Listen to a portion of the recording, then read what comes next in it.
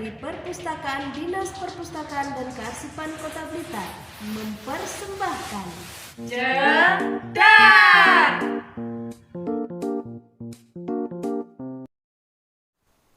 Assalamualaikum warahmatullahi wabarakatuh. Halo sahabat literasi, berjumpa kembali di Jedar, cerita anak dalam jaringan. Kali ini Bunda Noy ditemani oleh Bunda Supre. Assalamualaikum Bunda Supre. Waalaikumsalam Bunda Noy. Sahabat literasi, bagaimana kabarnya hari ini? Semoga tetap sehat ya.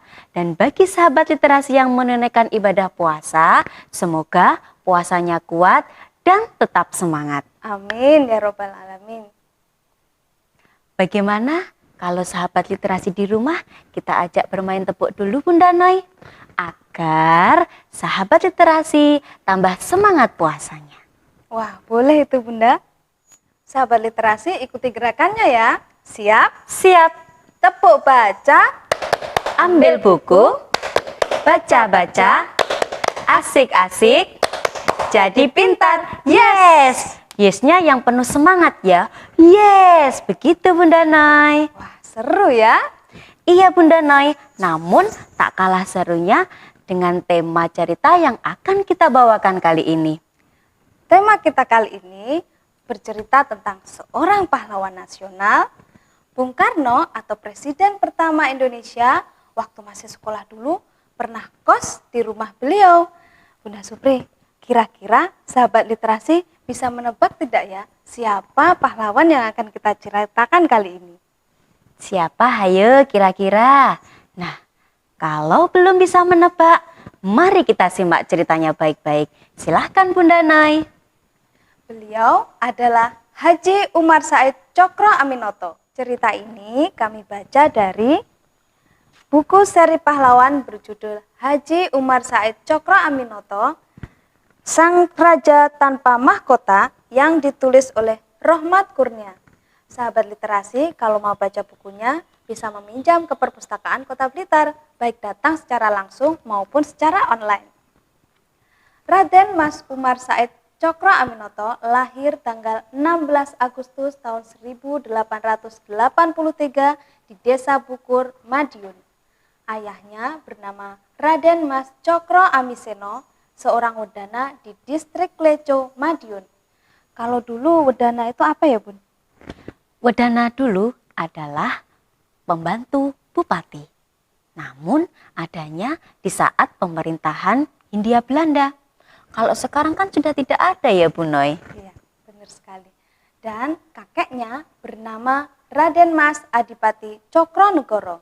Beliau adalah seorang bupati di Ponorogo, Jawa Timur.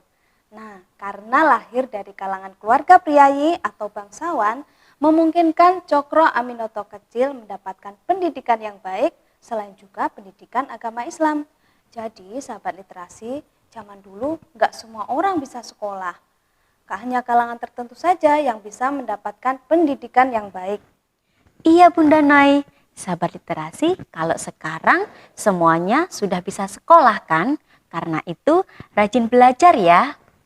Nah, setelah beranjak remaja, Cokro Aminoto melanjutkan pendidikan yang lebih tinggi, yaitu di sekolah Belanda yang bernama Osvia.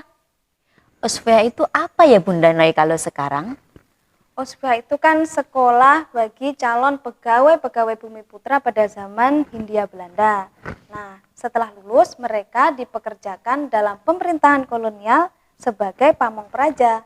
Kalau sekarang semacam IPDN, Institut Pemerintahan Dalam Negeri itu Bun. Oh begitu. Nah, karena Cokro Aminoto terkenal rajin dan pandai, maka tahun 1902 Cokro Aminoto dinyatakan lulus dari sekolah Osvia. Lalu ia bekerja di pemerintahan sebagai juru tulis patih di Dinas Pemerintahan Ngawi. Kemudian atas ketekunan dan kecerdasan dalam bekerja, Cokro Aminoto pun diangkat menjadi patih, yaitu pejabat pemerintahan dari kalangan pribumi.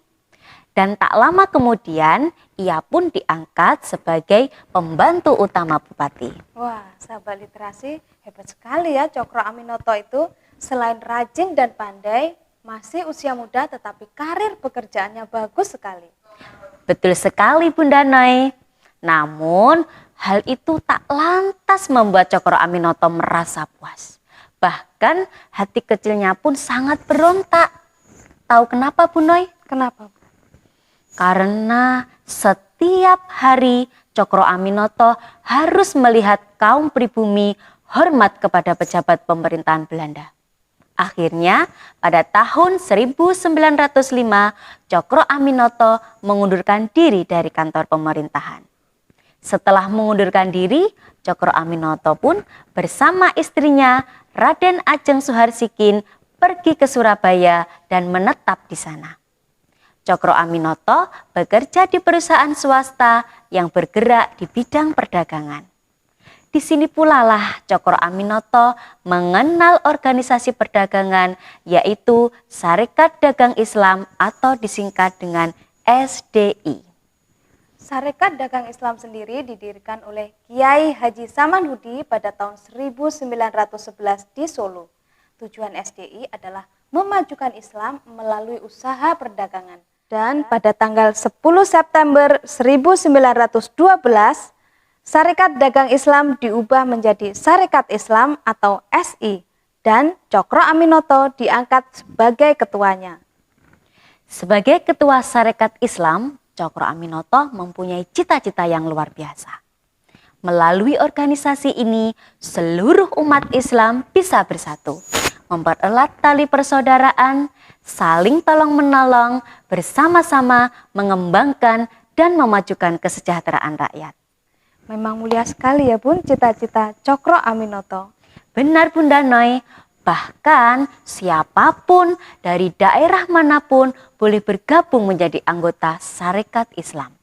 Walaupun bukan dari kalangan pedagang, asalkan memiliki pandangan yang sama yaitu untuk memenuhi kepentingan rakyat pribumi. Oh ya Bun, dalam mengembangkan organisasi Sarekat Islam ini, Cokro Aminoto mendapatkan tantangan apa saja sih Bun?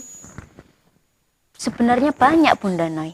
Di antaranya, di bawah kepemimpinan Cokro Aminoto, Sarekat Islam berkembang sangat pesat. Bahkan cabang-cabangnya tersebar di berbagai pelosok daerah.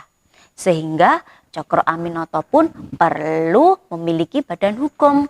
Nah, sayangnya saat itu pemerintah Hindia Belanda menolak untuk memberikan badan hukum tersebut.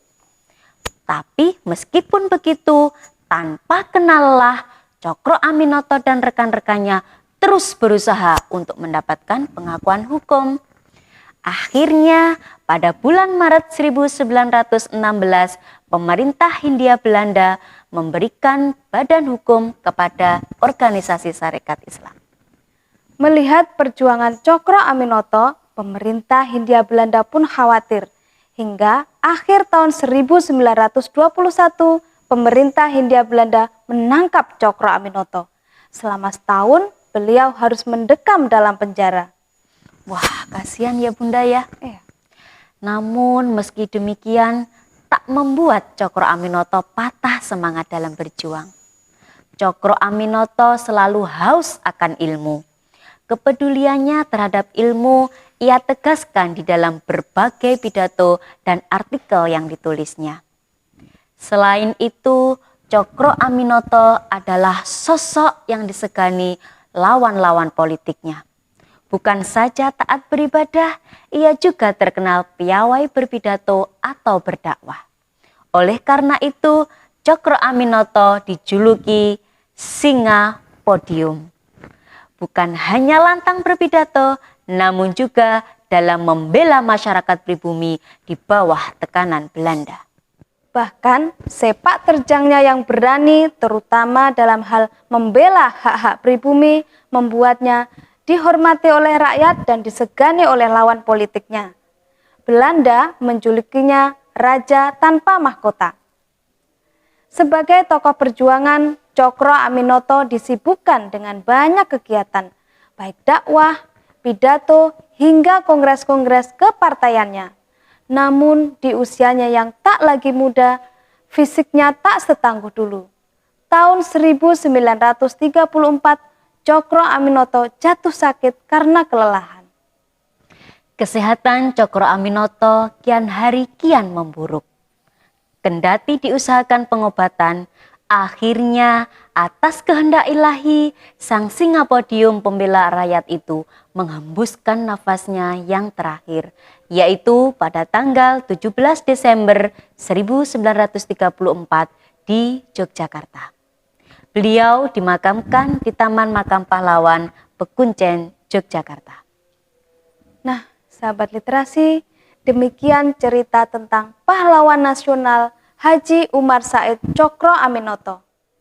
Ada nilai-nilai yang bisa kita teladani dari beliau, mulai dari keberaniannya, kecerdasannya, juga kehausannya akan ilmu. Sahabat literasi, demikianlah Jedar kali ini. Manfaatkan layanan yang ada di Perpustakaan Kota Blitar, baik dengan datang langsung, tentunya dengan memenuhi protokol kesehatan, ataupun secara online melalui Layada. Sampai jumpa di Jedar berikutnya. Salam Literasi. Wassalamualaikum warahmatullahi wabarakatuh.